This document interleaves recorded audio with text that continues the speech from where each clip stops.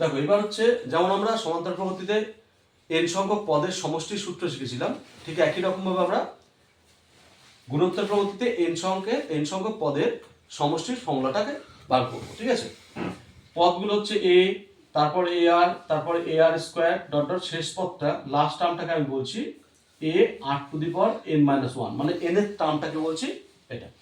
সমষ্টি মানে প্রত্যেকটা টার্মের যোগ হবে, এটাকে বলছি s। ঠিক আছে, এবার এই উপরের পদগুলোকে r দিয়ে আমি মাল্টিপ্লাই করছি, করে এক ঘর সরিয়ে লিখছি। তাহলে এখানে এটাকে যদি আমি r দিয়ে মাল্টিপ্লাই করি বা গুণ করি, কত হবে? এটা ar হবে। আমি এক ঘর সরিয়ে লিখেছি, তাহলে এটা কত আসবে? ar স্কয়ার হবে। তারপরটা ডেফিনেটলি ar কিউব হবে। দেখো এর আগের টার্মটা কত আছে? এর আগের টার্মটা a r⁻n−2 আছে ডট ডট, তাই তো? তাহলে এইভাবে গেল।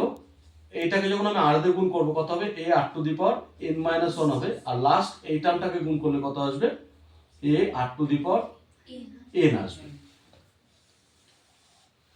আমি যদি সাবট্রাক্ট করে দিই, বিয়োগ করে দিই, তাহলে s কমন নিলে যদি আমি বিয়োগ করে দিই, প্রত্যেকটা বিয়োগ হয়ে যাবে। s কমন নিলে কি আসবে? s কমন নিলে এখানে 1 থাকবে, মাইনাস r থাকবে। ক্লিয়ার হয়েছে? তাহলে এখানে থাকছে a, এখানে থাকছে, কেটে যাচ্ছে না? এখানে কি থাকছে? কেটে যাচ্ছে না? সবগুলো কেটে যাবে, এগুলো সব কেটে যাবে, এটাও কেটে যাবে, থাকবে কি? মাইনাস a r⁻n থাকবে। তাহলে s ইকুয়াল টু কত লিখতে পাচ্ছি? a যদি এখান থেকে কমন নিই, 1 minus r⁻n by 1 minus r। Actually এইভাবে লিখছি। আবার দেখো এটাকে যদি আমি এইভাবে লিখি, ঠিক আছে, যদি উপর নিচে যদি মাইনাসটা কমন নিই, তাহলে দেখো এটাকে আমরা এভাবে লিখতে পাচ্ছি, r⁻n−1 বাই r−1 লিখতে পাচ্ছি। ক্লিয়ার হয়েছে? এবার আমি এখানে বিষয়টাকে বলছি, আমরা এই ফর্মুলাটা ইউজ করব তখনই যখন r 1, আর এই ফর্মুলাটা ইউজ করব যখন r 1। আমরা যখন এরপরে অসীম গুণোত্তর শ্রেণী, ঠিক আছে, যখন পড়ব, মানে পদ সংখ্যা যখন অসীম হবে, তখন আমরা এই r<1 এবং greater1 এর গুরুত্বটাকে বুঝতে পারবো। ঠিক আছে, যদিও এটা সিলেবাসে নেই, তবুও আমি একটু বলবো সেটা। আর অসীম গুণোত্তর শ্রেণীর একটা ফর্মুলা আমরা বার করবো। ঠিক আছে, ঠিক একই রকম ভাবে দেখো ওখানে আমরা সমান্তরীয় মধ্যক পড়েছিলাম, এবার আমরা পড়বো গুণোত্তরীয় মধ্যক বা জিওমেট্রিক মিন। ধরো তিনটে আমরা পদ দিয়ে দিয়েছি, a, b, c। ধরো এরা জিওমেট্রিক প্রোগ্রেশন বা গুণোত্তর প্রগতিতে আছে যদি বলি, তাহলে জিওমেট্রিক প্রোগ্রেশন বা গুণোত্তর প্রগতির ডেফিনিশন কি বলছে? যে দ্বিতীয় পদ বাই প্রথম পদ, দ্বিতীয় পদ বাই প্রথম পদ সমান সমান তৃতীয় পদ বাই দ্বিতীয় পদ। তাহলে এই ক্ষেত্রে আমরা b square equal to ac পাচ্ছি।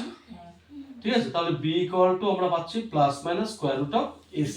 এই b টাকে আমরা বলছি গুণোত্তরীয় মধ্যক। বা এইভাবে আমরা বলতে পারি যে তিনটি পদ যদি গুণোত্তর প্রগতিতে আছে বলে দেয় ওরা, আমরা কি ধরবো? আমরা এই রিলেশনটাকে ধরে এই রিলেশনটাকে আমরা ইউজ করতে পারবো। বলতে পারলাম? এবার আবার আমাদের কাজের সুবিধার্থে তিনটি পদ যদি অনেক সময় বলে গুণোত্তর প্রগতিতে আছে ধরে নিতে, আমরা এইভাবেও ধরে নিতে পারি, a বাই r, a আর হচ্ছে a r। কারণ এটা বাই এটা করলে কত হচ্ছে? r হচ্ছে। এটা বাই এটা করলে কত হচ্ছে? r হচ্ছে। তাহলে রেশিওটা সবার সমান হচ্ছে, তাহলে এটা গুণোত্তর প্রগতিতে আছে। এবার আমরা কখনো এইভাবে ধরবো, কখনো এইভাবে ধরবো। খেয়াল করো, এক্ষেত্রে আমাদের তিনটে আননোন, তাহলে আমাদের এইটাকে সলভ করতে গেলে বা এই রিলেটেড প্রবলেম সলভ করতে গেলে তিনটে ইকুয়েশন প্রয়োজন। কিন্তু এই ক্ষেত্রে আমাদের দুটো আননোনকে, একটা a আর একটা r। তার মানে এটা আমাদের কাছে অনেক, যদি এইভাবে ধরি অনেকটা, মানে ক্যালকুলেশনটা অনেকটা ইজি হবে। কিন্তু এইভাবে ধরলে ক্যালকুলেশনটা একটু জটিল হতে পারে, যদিও খুব বেশি জটিল হয় না, করতে পারবো আমরা। এক্ষেত্রে বলে রাখি, যদি কখনো বলে দেয় অঙ্কে যে চারটি পদ আছে গুণোত্তর প্রগতিতে ধরো, তখন আমরা আর এইভাবে ধরবো না, তখন আমরা a b c d এই ধরে নিলাম এরা গুণোত্তর প্রগতিতে আছে বা জিওমেট্রিক প্রোগ্রেশনে আছে। প্রত্যেকের ক্ষেত্রে লিখতে পারবো b by a equal to c by b equal to d by c। দেখো আমরা ক্লাস 10 এ এটা নট ইকুয়াল টু 0 আমরা যদি একটা টাইপের অঙ্ক করেছিলাম, কে মেথড বলতো ওখানে, মনে আছে? আমরা যদি এটা ধরে নিই, তাহলে এখান থেকে দেখতে পাচ্ছি b ইকুয়াল টু a কে লিখতে পারবো, তাই না? আবার এখানে c ইকুয়াল টু b কে লিখতে পারবো, আর d ইকুয়াল টু c কে লিখতে পারবো।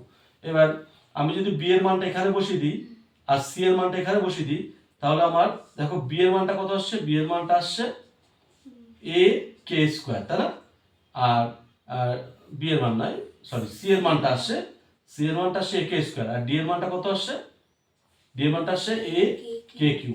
তাহলে সেক্ষেত্রে আমার কি থাকছে দেখো, এটা এই থাকছে, বি এর মানটা এ কে, সি এর মানটা এ কে স্কোয়ার এবং ডি এর মানটা এ কে কিউব। তার মানে ইন টার্মস অফ এ এবং কে, এই দুটো আননোনের মাধ্যমে আসছে। তাহলে চারটে রাশি ধরলেও আমরা কিন্তু এ এবং কে দুটো রাশির দুটো ভেরিয়েবলের মাধ্যমে বা আননোনের মাধ্যমে আমরা এটা এক্সপ্রেস করতে পারছি। তাহলে এই ক্ষেত্রে আমাদের ক্যালকুলেশনটা অনেকটা ইজি হবে। তাহলে চারটে যদি সংখ্যা বলুক বা রাশি বলুক, ঠিক আছে, যদি বলে এরা জিওমেট্রিক প্রোগ্রেশন আছে ধরে নিই, তখন আমরা এইভাবে ধরবো এবং কে মেথডটাকে ইউজ করব।